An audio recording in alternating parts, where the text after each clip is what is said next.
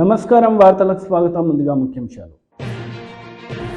లక్నోలో జరిగిన UP global investor summit 4వ శంకుస్థాపన కార్యక్రమానికి హాజరైన ప్రధాని మోడీ. ఈ సందర్భంగా ప్రసంగం.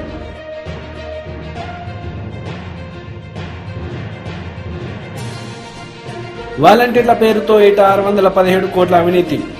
Janasena PSC chairman Nadendla Manohar comment.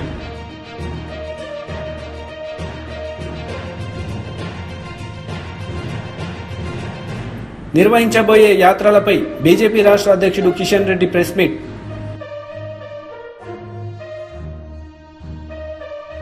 లక్నోలో జరిగిన యూపీ గ్లోబల్ ఇన్వెస్టర్ సమ్మిట్ 4వ శంకుస్థాపన కార్యక్రమానికి హాజరైన ప్రధాని మోడీ ఈ సందర్భంగా ఆయన ప్రసంగించారు. स्पीड रेल चल रही है. वेस्टर्न डेडिकेटेड फ्रेट कॉरिडोर और ईस्टर्न डेडिकेटेड फ्रेट कॉरिडोर का एक बड़ा नेटवर्क भी उत्तर प्रदेश से होकर गुजरता है. यूपी में नदियों के विशाल नेटवर्क का इस्तेमाल भी मालवाहक जहाजों के लिए किया जा रहा है. इससे यूपी में आवाजाही आसान हो रही है,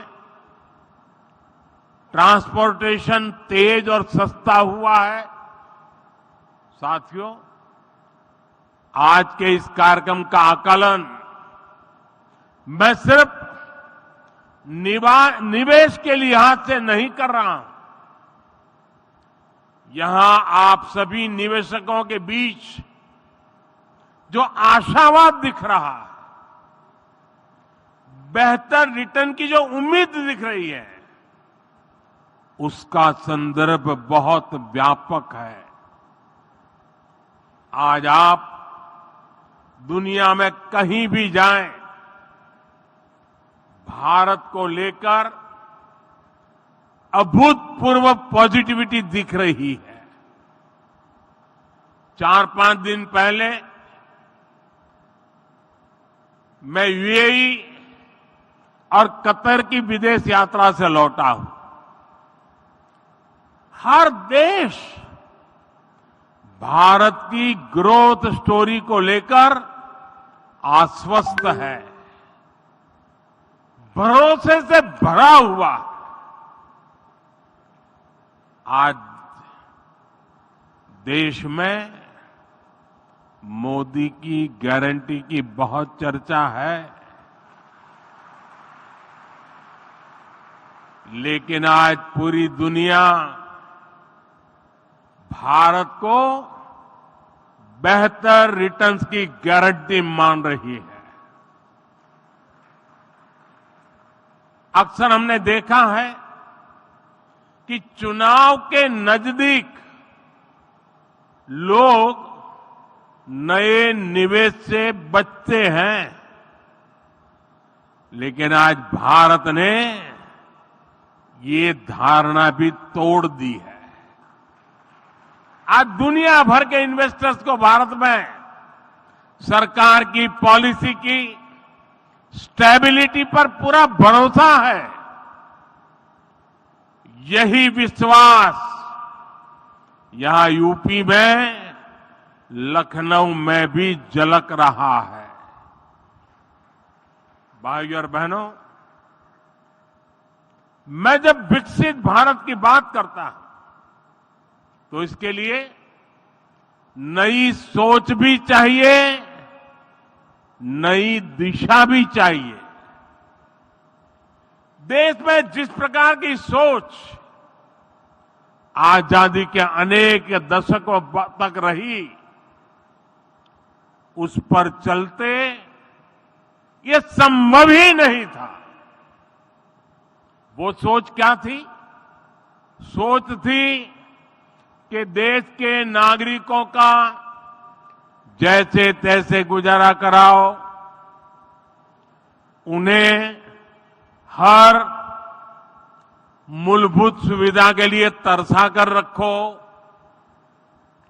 पहले की सरकारें सोचती थी कि सुविधाएं बनाओ तो 2-4 बड़े शहरों में नौकरियों के अवसर बनाओ तो कुछ चुनिंदा शहरों में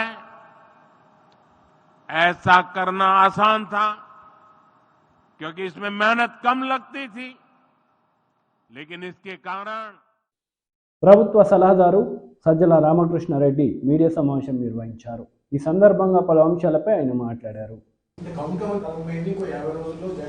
మేమనేది అదే, ఫైనల్ స్టేజ్కి వచ్చాం. మేమేమేం చేశామో ఎప్పటికప్పుడు ప్రజలకు చెప్తున్నాం. మేము ఎట్లా ఎన్నికలకు సిద్ధం కావాలో మేము అవుతున్నాం. నువ్వు ఒక్కటంటే ఒక్కటి చేస్తున్నావు. అది అసలు ఎక్కడ మొదలు పెడుతున్నావో తెలియదు, ఎక్కడికి వెళ్తున్నావో తెలియదు. నీ అమరావతి రాజధాని ఎట్లయితే రోడ్లు ఒక దగ్గర మొదలైంది ఒక దగ్గర అయిపోతావు. నువ్వు అంతే. ఓ రోజు ఇప్పటికి 20-30 పేర్లు పెట్టుకొని బయలుదేరినట్టున్నాడు. శంకారావాలు, కథలరాలు, అంతకుముందు ఇంకా ఏంటేంటో. 4 రోజులు కొడుకు తిరుగుతాడు, 4 రోజులు ఈయన తిరుగుతాడు, ఇంకో 2 రోజులు ఆయన దత్తపుత్రుడు ఆయన మానేస్తాడు. ఏ సభలో ఎందుకో తెలియదు. అందులో ఎక్కడెక్కడ పట్టుకొచ్చి 2-3 వేలకు చూడట్లా. అక్కడ పోయే ఛాలెంజ్లు విసిరేది. మీకు మీరు పగటికెళ్ళాలి అనేది మీ వీపులు మీరు చచ్చుకుని మాట్లాడడం కౌంట్ డౌన్ అని ఇంత ఎందుకు? స్ట్రైట్ ఈరోజు పెట్టుకోండి. రోజు ఏమేమి అనాలనుకుంటున్నారో ఖచ్చితంగా ఆరోపణలు ఇదిగో ఈ ప్రాతిపదిక మీద చేస్తున్నామనండి రిప్లై ఇవ్వడం ఇస్తాడు ఖచ్చితంగా. ఇప్పుడు ఇవన్నీ కూడా అనవసరం. నిజంగానే కౌంట్ డౌన్ మొదలైంది 50 రోజులు. మేము అదే అనేది ప్రజలు నిర్ణయిస్తారుగా. ఈ రోజుకు మేము ఏమేం చేశాము, ఇవి చేశామని సగర్వంగా చెప్పుకోగలుగుతున్నాం. మా నాయకుడుగా అంత ధీమాతోనే మేము మంచి చేశామనుకుంటేనే మీరు ఓటు వేయండి, ఆశీస్సులు ఇవ్వండి అని ధీమాతో నిబ్బరంగా జనాన్ని అడగగలుగుతున్నారు. నువ్వు అలా అడగగలుగుతున్నావా? మేము పెట్టిన వాలంటీర్ల వ్యవస్థ ఓ బ్రహ్మాండమైన డెలివరీ సిస్టమ్ అని మేము చెప్పగలుగుతున్నాం. నీకు నిజంగా నీవు పెట్టిన దాని మీద నమ్మకం ఉంటే చంద్రబాబు నాయుడు తాను పెట్టిన అదేది జన్మభూమి కమిటీలు అత్యుత్తమమైనవి, మేము వస్తే అవే తీసుకొస్తాం, వాటితోనే మేము పని చేయిస్తామని ఒక మాట పొమ్మను. ఎందుకు ధైర్యం చాలట్లా? ఆ మాట ఎందుకు అనట్లా? అలాగే చంద్రన్న కానుకనే నేను ఇస్తాను అని ఎందుకనట్లా? ఇంకొకటేదో ఆ పేర్లు ఎందుకనట్లా? అవే బ్రహ్మాండమైనవి అని ఎందుకు చెప్పలేకపోతున్నాడు? నా ఆదరణ కింద కత్తెరలే ముఖ్య, అవే బ్రహ్మాండమైనవి, అవే ఇస్తాను నేను ఎందుకని లేకపోతున్నాడు? మేము అనగలుగుతున్నాం. ఇగో ఇవన్నీ చేశాము, వీటి కంటిన్యూయేషన్ కావాలి. వీటి కంటిన్యూయేషన్ కావాలంటే మళ్ళీ మా పార్టీని ఎన్నుకొని మేము అనగలుగుతున్నాం. నువ్వు ఏమి చూసి నీకు ఓటేయాలను ఒక్కసారి చెప్తే జనానికి కన్ఫ్యూజన్ పోతుంది. నచ్చితే నిన్ను ఆదరిస్తే నిజంగా ప్రజాస్వామ్యంలో అది కరెక్ట్ కూడా అవుతుంది. ఇట్లా ఊరికి పొద్దుపోని ఊపిసిపోక మాటలు, పొద్దుపోని సవాళ్ళు, తాటాకు చప్పుళ్ళు, వీటి వల్ల ఏం ఉపయోగం ఉంటుంది నేను చేసిన వాటి వల్ల?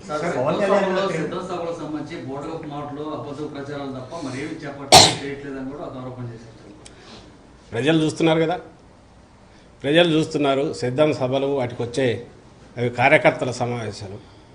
కార్యకర్తలు ఎంత ఉత్సాహంతో వస్తున్నారో, ఎలా రెస్పాండ్ అవుతున్నారో అది ఎక్కడి నుంచి వస్తుంది? ప్రజల్లో ఉన్న ఆదరణ వల్ల వచ్చింది. ఆ ఉత్సాహం కానీ ఆత్మవిశ్వాసం కానీ నాయకుడి మీద ఉండే విశ్వాసం అది. అలాగే అక్కడికి వచ్చి ఆయన మాట్లాడిన మాటల్లో నిన్న జగన్మోహన్ రెడ్డి గారు నిన్న కానీ అంతకుముందు 2 సభల్లో కానీ లేదా అంతకుముందు ఎక్కడ మాట్లాడినా ఒక్క మాట అయినా పరుషంగా రాజకీయంగా ఎన్నైనా. BRS leader Balka Suman press meet నిర్వహించారు. ఈ సందర్భంగా సీఎం రేవంత్ రెడ్డిపై ఆయన విరుచుకుపడ్డారు. చెప్పి వాళ్ళు వచ్చుడు చూసుడు పోవుడు వాళ్ళు చెప్పుడు ఇదే జరుగుతూ ఉంది తప్ప అక్కడ చిన్న కూడా పని అవుతలేదు. మాకు నిన్న మొన్న తెలుస్తున్న వార్తలను బట్టి అన్నారం బ్యారేజ్లో నుంచి కూడా నీళ్లు వదిలేస్తూ ఉన్నారు. ఫోటోలు కూడా వచ్చినాయి సోషల్ మీడియాలో, పత్రికల్లో మీరు కూడా చూసారు. సో ఎక్కడైతే ఆ పిల్లర్లు కుంగిపోయినాయో అక్కడికే అన్నారం బ్యారేజ్ నీళ్లు పోయేటట్టు వాళ్ళు కుట్ర చేస్తూ ఉన్నారు. పైనుంచి ప్రాణహితలు కూడా వరద వస్తూ ఉన్నది. ఆ నీళ్లు కూడా ఆ కుంగిపోయిన పిల్లర్ల దగ్గరికి పోయే కుట్ర చేస్తూ ఉన్నారు. అంటే ఇక వాళ్ళకు వర్షాకాలం సీజన్ వచ్చేంత వరకు ఈ పనులు చేయాలనేటటువంటి ఆలోచన లేనట్టుగా స్పష్టంగా అర్థమవుతున్నది. వర్షాకాలంలో ఇటు గోదావరిలో అటు ప్రాణహితలో లక్షల క్యూసెక్ల వరద వస్తుంది. ఒక్కొక్కసారి 20 లక్షల క్యూసెక్ల వరద వస్తుంది. అంటే అంత పెద్ద ఎత్తున వరద వచ్చి ఇంకా మిగతా పిల్లర్లు కుంగిపోయి ఆ మేడిగడ్డ బ్యారేజ్కి ఏమైనా జరగాలి, తద్వారా గత ప్రభుత్వాన్ని బదనాం చేయాలనేటటువంటి ఒక కుట్రపూరితమైనటువంటి ఆలోచన ఈ ముఖ్యమంత్రి దగ్గర ఉన్నట్టుగా మాకు స్పష్టంగా అర్థమవుతుంది. అదర్వైజ్ వీళ్ళకి అటువంటి ఆలోచన లేకపోతే ఇప్పటికీ అక్కడ పునరుద్ధరణ పనులు మొదలు పెట్టాలి. ఇప్పటి వరకు మొదలు పెట్టలేరంటే డెఫినెట్గా ఆ డ్యామ్ను ప్రొటెక్ట్ చేసే ఉద్దేశము, ఆ బ్యారేజ్ను కాపాడే ఉద్దేశం ఈ ప్రభుత్వానికి లేదని అర్థమవుతూ ఉంది. నేను ఒకటే మాట ప్రభుత్వాన్ని కోరుతా ఉన్నా, మీకు కోపం ఉంటే రాజకీయాలు చేసే ఉద్దేశం ఉంటే వేరే అంశాల్లో రాజకీయాలు చేయాలి, కానీ ఇవాళ ఈ బ్యారేజ్లను, రిజర్వాయర్లను, ప్రాజెక్టులను వీటిని రాజకీయ కోణంలో చూసి లక్షలాది మంది రైతన్నల కడుపు కొట్టడం ఇది ఖచ్చితంగా తప్పు. మీకు పాపం తగులుతుంది, ఈ ముఖ్యమంత్రికి, ఈ మంత్రులకు, ఈ ప్రభుత్వానికి పాపం తగులుతుంది, రైతుల ఉసురు తగులుతుంది. ఇప్పటికే ఏసంగి సీజన్కి సంబంధించి చాలా జిల్లాల్లో నీళ్లు లేక రైతులు ఇబ్బంది పడుతూ ఉన్నారు. ఇప్పటికే మీరు రైతు బంధు ఇయ్యలే, 2 లక్షల రైతుల రుణమాఫీ చేయలే, పోయినసారి వడ్లకు క్వింటాల్కు 500 రూపాయలు బోనస్ ఇవ్వలే. ఇప్పుడు కాళేశ్వరం నీళ్ళు ఇవ్వకుండా, పంపింగ్ చేయకుండా లక్షలాది ఎకరాల్లో చేయాల్సిన స్థిరీకరణ కానీ, కొత్త ఆయకట్టుకు అందియాల్సిన నీళ్లు కానీ. కేఏ పాల్ మీడియా సమావేశం నిర్వహించారు. ఈ సందర్భంగా పలు అంశాలపై ఆయన మాట్లాడుతూ చర్చకు రావాలని సవాల్ విసిరారు. ఇంతవరకు మీరు ముఖ్యమంత్రులుగా 10 సంవత్సరాలు ఉన్నారు. చంద్రబాబు నాయుడు గారు 5 సంవత్సరాలు, జగన్మోహన్ రెడ్డి గారు 5 సంవత్సరాలు. వారి మాటల్లో చూడండి ఎలాగున్నాయంటే, జగన్మోహన్ రెడ్డి గారు అంటారు, రే కాలర్లు ఎక్కట్టి స్లీవ్లేసి తన్నడానికి సిద్ధపడండి అనగానే ఫోటోగ్రాఫర్ మీద దాడి. అంటే మీరు గూండాయిజంని, రౌడీయిజంని ప్రమోట్ చేస్తున్నారా? ఇలాంటి చిన్న పిల్లలకి ఏమర్థం అవుద్ది ఇలాంటిది? పోని చంద్రబాబు నాయుడు గారైనా ముసలాడైనా ఊరుకుంటున్నాడా? ఆయన మా జన సైనికులు, ఈయనకేం సైనికులు లేరు కదా. పవన్ కళ్యాణ్ ఫ్యాన్స్ అందరూ ఓట్లు వేసేవాడు ఎవడ కాదు. తుప్పమని ఎక్కడో వెయ్యికొకడో ఎక్కడో అంటుంటాడు, జై జనసేన అంటుంటాడు. అసలు నిజంగా ఆయనకు ఓట్లుంటే ఆయన ఎందుకు బీజేపీతో, టీడీపీతో పొత్తులు పెట్టుకుంటాడు? 5 పార్టీలు కలిస్తే 5-6% వచ్చాయి 2019లో. ఇంపార్టెంట్ విషయం ఏమిటి అంటే, నేను ఇక్కడికి ఎందుకు వచ్చానంటే, ఒకరి మీద ఒకరు పోటీ పడుతున్నారు. చూడండి, ఈ విగ్రహం, ఈ మాన్యుమెంట్ ఖర్చు దాదాపు 500 కోట్లు. టీచర్లు, అంగన్వాడీలు ప్రాబ్లమ్స్ అన్నీ సాల్వ్ అయిపోను. అంబేద్కర్కి విగ్రహం అవసరమా? కేసీఆర్ ఇదే మనుగడతో, ఎత్తుగడతో 120 కోట్లు ఖర్చు పెట్టి విగ్రహం కట్టాడు. ఏది? దళితులు ఓట్ల కొరకు. దళితులు మోసగాల, బీసీలు మోసపోరు. చిత్తుగా 24 లక్షల కోట్లున్న కేసీఆర్ని చిత్తుగా తెలంగాణలో ఓడించారు. నేను పిలుపునిచ్చిన మేరకు. బడుగు బలహీన వర్గ ప్రజలారా, మీకు 2 పిలుపులు. అంబేద్కర్ ఆశయాలు నెరవేర్చాలి అంటే, బడుగు బలహీన వర్గాలకి అధికారం రావాలి అంటే, బీసీ, ఎస్సీ, ఎస్టీ, క్రిస్టియన్, ముస్లిం, మైనారిటీ, బీసీలు ముఖ్యమంత్రి, కాపు ముఖ్యమంత్రి కావాలి అంటే, ఇప్పుడున్న మోదీ తొత్తులైన 2 పార్టీలు, టీడీపీ, జనసేన 1, బీజేపీ, వైసీపీ 2, ఈ 2 పార్టీల్ని విడిచిపెట్టి రండి. మీరు వైసీపీలో లేదా బీజేపీ, టీడీపీ, జనసేన, మోదీ తొత్తులతో మీరు ఉన్నారంటే మీరు చరిత్రహీనులు, మూర్ఖులు, బుర్ర లేనోళ్ళు, తెలివితేటలు లేనోళ్ళు. ఎందుకు? 3% ఉన్న చంద్రబాబు కులమేనా మనం లేలాలి? 40 సంవత్సరాలు. 5% ఉన్న రెడ్డిలేనా ఏలాలి 77 సంవత్సరాలు? అంబేద్కర్ గారి ఆశయాలు ఏంటి? ఎడంకాలతో ఆయన మంత్రి పదవిని ఎందుకు? అరే బాబు, నాకు జెండాలు వద్దురా, దండలు వద్దురా, విగ్రహాలు వద్దురా, రాజ్యాధికారం కావాలరా అని ఆయన నెత్తి నోరు కొట్టుకొని ఆత్మ ఘోషిస్తుంటే, ఆయన కనీస కాన్స్టిట్యూషన్ రాసిన కాన్స్టిట్యూషన్ చదివారా? ఆర్టికల్ 14 చదివారా? ఆర్టికల్ 19 చదివారా? ఆర్టికల్ 21 చదివారా? ఆర్టికల్ 32 చదివారా? చదివినోడెవడు? బీజేపీ, మోదీ తొత్తులకు ఓటేయరు. చూడండి దాడులు, ఎక్కడ చూసినా దాడులే. రేపు నేను వెళ్తున్నాను హైదరాబాద్. జొన్నగడ మెథడిస్ట్ చర్చ్ మీద జై శ్రీరామ్ అన్నందుకు 30 మందిని చితకబాదారు. 3-4 చావుల పరిస్థితులు ఉన్నారు. చర్చిల్ని తగలబెట్టేస్తున్నారు. జై శ్రీరామ్ అన్న వాళ్ళని జై శ్రీరామ్ అనివ్వండి, జై హనుమాన్ అన్నవారిని జై హనుమాన్ అనమనియండి, జై జీసస్ ప్రైజ్ ద లార్డ్ అన్నవారిని జై జీసస్ ప్రైజ్ ద లార్డ్ అన్నమనండి. జై అల్లా ఓ అక్బర్ అన్నవారిని అన్నివ్వండి.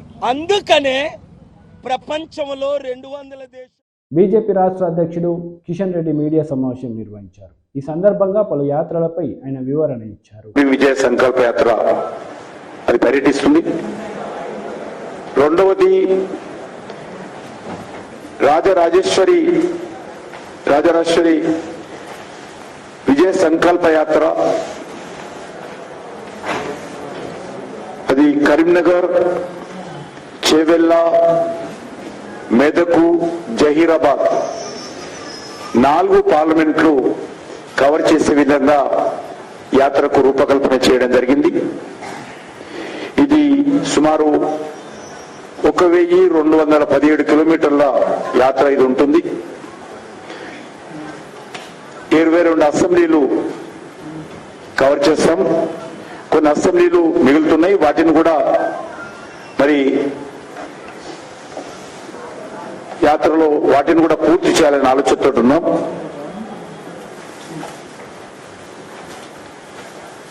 మూడవది భాగ్యలక్ష్మి విజయ సంకల్ప యాత్ర, అయితే హైదరాబాద్ చుట్టుపక్కల ప్రాంతాలకు సంబంధించినటువంటి యాత్ర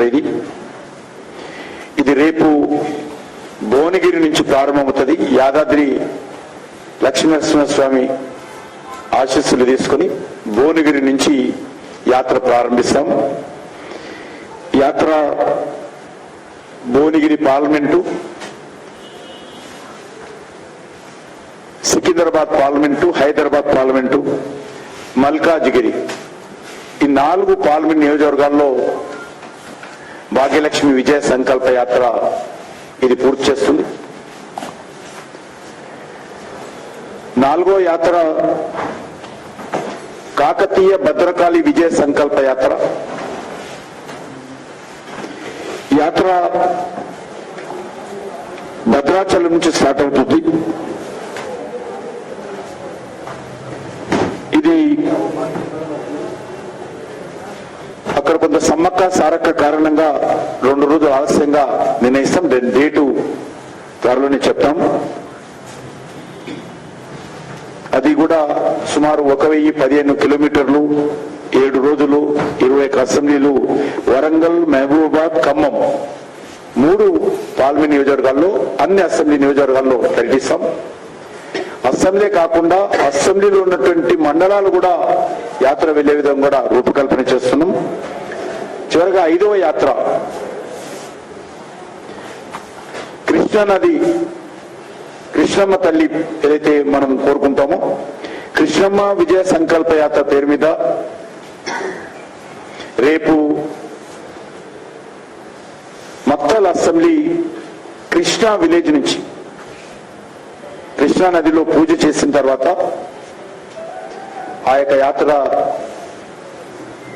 రేపు కృష్ణా విలేజ్ నుంచి ప్రారంభమై మక్తల్లో మొదటి సమావేశం జరుగుతుంది.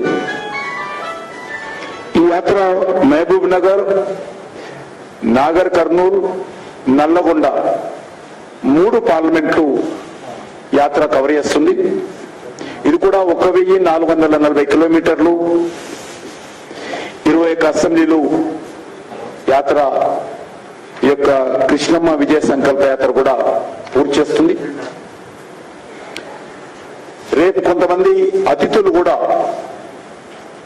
రేపు 4 యాత్రలు రేపు ప్రారంభమవుతున్నాయి. ఒక యాత్ర ఇంతకుముందు చెప్పినట్టు భద్రాచలంకి బయలుదేరేది 2 రోజులు ఆలస్యంగా వెళ్తుంది. కానీ ఈ యాత్రలకు సంబంధించి అతిథులు ఫైనల్ అయ్యారు. కొమరం భీం యాత్ర ఏదైతే బాసర టెంపుల్ నిర్మల్ నుంచి ప్రారంభమవుతుందో అది అస్సాం ముఖ్యమంత్రి శ్రీ హేమంత్ బిశ్వ శర్మ గారు వారు ప్రారంభిస్తారు. వారు రేపు ఉదయం చేరుకొని డేటా నమోదు కాని 1,02,836 మంది వాలంటీర్ల పేరుతో ఏటా 617 కోట్ల అవినీతి జరిగిందని జనసేన పిఎసి చైర్మన్ నాదెండ్ల మనోహర్ ఆరోపించారు. ఈ సందర్భంగా పలు అంశాలపై ఆయన మాట్లాడారు. 3 అంశాలపైన ప్రధాన అంశం ఏంటంటే ఈ వాలంటీర్ వ్యవస్థకి హెడ్ ఎవరు అంటే ఎవరు దీన్ని సూపర్వైజ్ చేస్తారు, దీనికి ఒక డిపార్ట్మెంట్ ఉందా, దీంట్లో ఎవరైనా చూస్తున్నారా, ప్రభుత్వం నుంచి ఎవరు దీనికి బాధ్యులు? ఫస్ట్ ప్రశ్న. రెండవ ప్రశ్న, మీరు సేకరించిన ఈ సమాచారం మీరు ఎక్కడ స్టోర్ చేస్తున్నారు? ఈ డేటా ఆంధ్రప్రదేశ్లో ఉన్న మన ప్రజలు, తెలుగు ప్రజల పర్సనల్ ఇన్ఫర్మేషన్, డ్రైవింగ్ లైసెన్స్లు, ఆధార్లు, పాస్పోర్ట్ నంబర్లు, రేషన్ కార్డులు, కుటుంబంలో ఎంతమంది ఉన్నారు, ఫోన్ నంబర్లు, టీవీ ఉందా, ఫ్రిడ్జ్ ఉందా, కేబుల్ కనెక్షన్ ఉందా, బిడ్డలు ఎక్కడ చదువుకుంటున్నారు, ఈ సమాచారం అంతా కూడా మీరు ఎక్కడ స్టోర్ చేశారు ఈ డేటా? మూడో ప్రశ్న, ఈ వాలంటీర్ వ్యవస్థలో వీళ్ళు ఇంటింటికి వెళ్ళి ఈ సమాచారం సేకరించడానికి ఎవరు ఆథరైజ్ చేశారు? ఇది ప్రధానమైన 3 ప్రశ్నలు పవన్ కళ్యాణ్ గారు రాష్ట్ర ప్రజల్ని దృష్టిలో పెట్టుకుని డేటా ప్రొటెక్షన్ యాక్ట్ కింద, ప్రైవసీ యాక్ట్ కింద కొన్ని జాగ్రత్తలు తీసుకోవాలి. ప్రపంచవ్యాప్తంగా అనేక ప్రభుత్వాలు కూడా ఇటువంటి అంశాలపైన చాలా ఆచితూచి జాగ్రత్తగా సమాచారం సేకరిస్తుంటారు. వ్యక్తిగత సమాచారం సేకరించకూడదనే దానిపైన ఆయన నిరంతరం ఈ ఇష్యూని మాట్లాడుతూనే వచ్చారు. దీనికి సమాధానాలు ఎక్కడ కూడా రాలేదు. రాకపోగా అధికారంలో ఉన్న పోలీస్ ఆఫీసర్లని, మంత్రుల్ని, శాసనసభ్యుల్ని, ఎంపీల్ని పవన్ కళ్యాణ్ గారి పైన వ్యక్తిగతంగా దాడి చేయడం, వాలంటీర్ వ్యవస్థనే కించపరిచారనే ఒక భావన తీసుకురావడానికి వీళ్ళు విపరీతంగా ప్రయత్నం చేశారు. అసలు గ్రామ వార్డు వాలంటీర్లకి ఎక్కడైనా లీగల్ శాంక్షన్ ఉందా? ఇది ప్రధానమైన ఇష్యూ ఈ రోజున. ఎందుకంటే ఆంధ్రప్రదేశ్ గ్రామ సచివాలయ, వార్డు సచివాలయాల చట్టం 2023లో వచ్చింది. ఆ చట్టంలో, శాసనసభలో పాస్ చేసిన చట్టంలో ఎక్కడ కూడా ఒక్క పదం కూడా వాలంటీర్ అనే పదం అసలు ఎక్కడ వాడలేదు. ఆ చట్టం వచ్చినాకనే మీరు డిపార్ట్మెంట్ క్రియేట్ చేశారు. ఆంధ్రప్రదేశ్ గ్రామ సచివాలయ, వార్డు సచివాలయాల చట్టం వచ్చినాకనే మీరు దానికి ఒక డిపార్ట్మెంట్ క్రియేట్ చేశారు. క్రియేట్ చేసినంత దారుణంగా దాన్ని జూలై 2019 నుంచి వర్తిస్తుందని రిట్రాస్పెక్టివ్ ఎఫెక్ట్లో తీసుకొచ్చారు మీరు ఆ చట్టాన్ని. ఇది కంప్లీట్గా అసలు ఇల్లీగల్. ఇది మొత్తం చట్టంలో మీరు ఎక్కడ చదివినా కూడా వాలంటీర్ల గురించి కానీ, వాలంటీర్ వ్యవస్థ గురించి కానీ ఒక్క చోట కూడా వీళ్ళు మెన్షన్ చేయలేదు. సుమారు 15,004 గ్రామ వార్డు సచివాలయాలు వీళ్ళు ఏర్పాటు చేసి రాష్ట్రంలో 2,65,380 మంది వాలంటీర్లని మేము ఉపయోగించుకోబోతున్నామని రాష్ట్ర ప్రభుత్వం చెప్పింది. 2021 అక్టోబర్ 1వ తారీఖున ప్రభుత్వ లెక్కల మేరకు ఆ సంఖ్య 2,47,598. సెప్టెంబర్ 25, 2023లో ఆ సంఖ్య కాస్త 2,50,985కి చేరింది.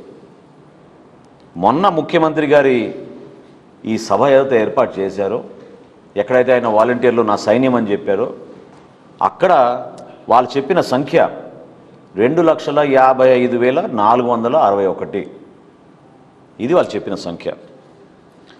అసలు ఎంత ఆశ్చర్యకరంగా ఉందంటే, వివరాలు ప్రభుత్వం నుంచి సేకరించినప్పుడు జనసేన పార్టీ నుంచి ఏ పత్రికా విలేకరుల సమావేశం ఏర్పాటు చేసినా మేమిచ్చే సమాచారం 100% కరెక్ట్, నిర్ధారించుకున్నాకనే ఇస్తాం. వాస్తవాలతో కూడిన సమాచారంతో మేము ప్రభుత్వాన్ని ప్రశ్నిస్తాం. అందులో భాగంగా ఈ రోజున చాలా భయంకరమైన సమాచారం నా దగ్గరకు వచ్చింది.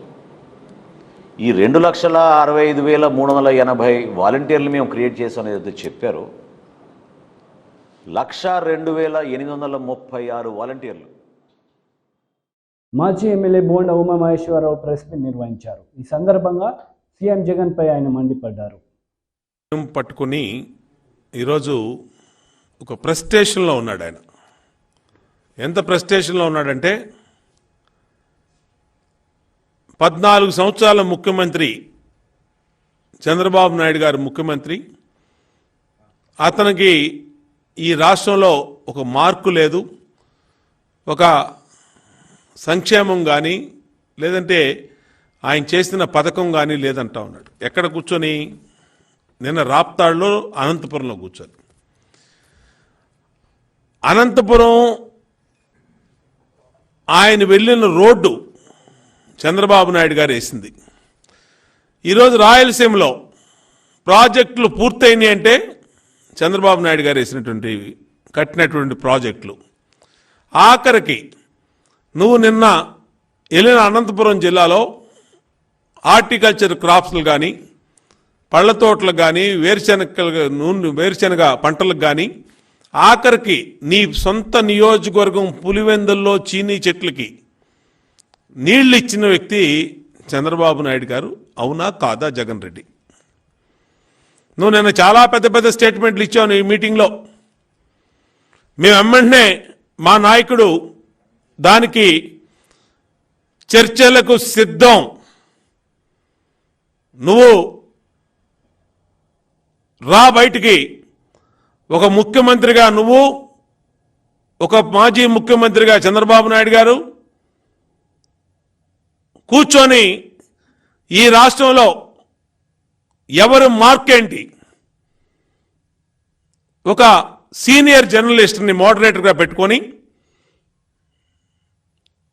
రా, నువ్వు టైం చెప్పు, నువ్వు ఏ టైం అంటే ఆ టైము, ఏ రోజు అంటే ఆ రోజు, ఎక్కడంటే అక్కడ అని సవాల్ ఛాలెంజ్ చేస్తే 24 గంటలైంది. తాడేపల్లిలో ప్యాంట్లు తడిసిపోతున్నాయి వీళ్ళకి. ఎవడు మాట్లాడు? ఉత్తుత్తునే 7 మంది 8 మంది 10 మంది వచ్చి బో అని మాట్లాడే జగన్మోహన్ రెడ్డి మనుషులు ఎవడు మాట్లాడుతలా? అంటే నీ సొంత మీటింగ్లో, నీ సొంత మీడియాలో నీ ఇష్టం వచ్చినట్టు మాట్లాడేసి, నువ్వు చెప్పేసి, ఒక బిర్యానీ ప్యాకెటు, ఒక మందు బాటిలు, ఒక వాటర్ ప్యాకెటు ఇచ్చేసి వాళ్ళు మత్తులో ఉండగా నీకు కావాల్సినంత వాక్కొని, నీకు కావాల్సినంత చెప్పుకొని వెళ్ళిపోతే, మళ్ళీ తుర్రుమని తాడేపల్లికి పారిపోతే, తాడేపల్లిలో తలుపులు వేసేసుకొని ఇంట్లో ఉంటే ఎవడో చూడరనుకుంటున్నావా జగన్ రెడ్డి? లేదంటే నువ్వు చెప్పిందంత నిజమని నమ్ముతారనుకుంటున్నావా? చెప్పాలి, నోరు విప్పాలి జగన్ రెడ్డి. నువ్వు ఈరోజు నువ్వు మాట్లాడిన దాని మీద చర్చకు సిద్ధం అని చెప్పాము. సాక్షాత్తు ఎవరో కాదు, ఇంకా మిగతా నాయకులు ఎవరో కాదు, ఒక మాజీ ముఖ్యమంత్రి, రేపు కాబోయే ముఖ్యమంత్రి చంద్రబాబు నాయుడు గారే వస్తారని చెప్పి ప్రకటించాం. ఎందుకు నువ్వు నోరెత్తట్లేదని అడుగుతా ఉన్నా. 24 గంటలైంది, ఎవరూ మాట్లాడతలా. మళ్ళీ నీ సభల్లో యథావిధిగా అబద్ధాలు. 99% హామీలు నెరవేర్చాడంటండి ఇతను. నేను అడుగుతా ఉన్నా సింపుల్గా, ఇప్పుడు వీడియోలు, నువ్వు మాట్లాడిన వీడియోలు కూడా చూపిస్తా. నేనేమి నీ మీద ఎలిగేషన్స్ చేయట్లా, పొలిటికల్ ఎలిగేషన్స్ కాదు. నువ్వు మాట్లాడినటువంటి వీడియోలే ఉండటానికి మా దగ్గర 100 వీడియోలు ఉన్నాయి. ఒక 2 ప్రజెంట్ చేస్తాను, దాంట్లో నువ్వేం మాట్లాడావు, ఎక్కడ నెరవేర్చావు నువ్వే చెప్పు. ప్లేదమ్మా, వీడియో ప్లే చేయండి, ఇచ్చిన హామీలు ప్లే చేయండి. వార్తలు ముగించే ముందు ముఖ్యాంశాలు మరోసారి. లక్నోలో జరిగిన యూపీ గ్లోబల్ ఇన్వెస్టర్ సమ్మిట్ 4వ శంకుస్థాపన కార్యక్రమానికి హాజరైన ప్రధాని మోడీ. ఈ సందర్భంగా ప్రసంగం.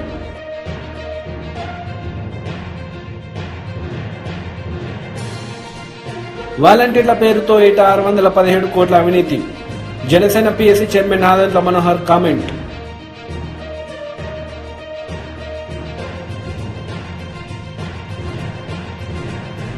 నిర్వహించబోయే యాత్రలపై బీజేపీ రాష్ట్ర అధ్యక్షుడు కిషన్ రెడ్డి ప్రెస్ మీట్.